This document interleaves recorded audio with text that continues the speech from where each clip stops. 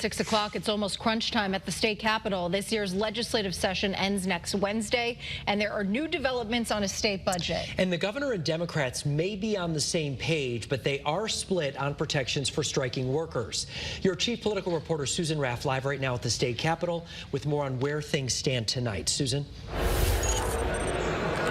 Mark, lawmakers must pass a two-year budget. That's a requirement for this legislative session. But yesterday, the House Speaker said they were only prepared to pass a one-year budget and maybe come back later during the summer and tackle the second year. That did not go over well. Today, things have changed. There seems to be some agreement with the governor, but there is no agreement on helping striking workers. Democrats and Governor Lamont have butted heads a few times this year. Wednesday, it was over the state budget. If we can find some common ground, we meet in the middle. This came shortly after House Speaker Ritter said they were only going to vote on a one-year budget, not 2 years. Ritter said a settlement to give nursing home workers a raise created a hole. Lamont didn't like a one-year plan, but after some discussions. Last night we made substantial progress to a two-year budget.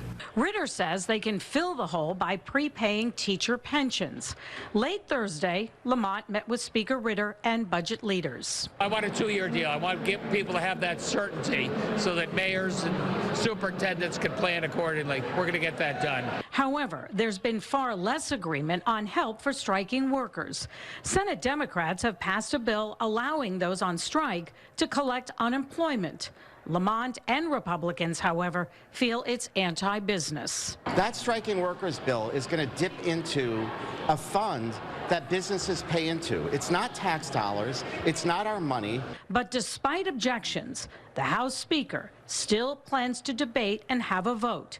The governor is planning a veto.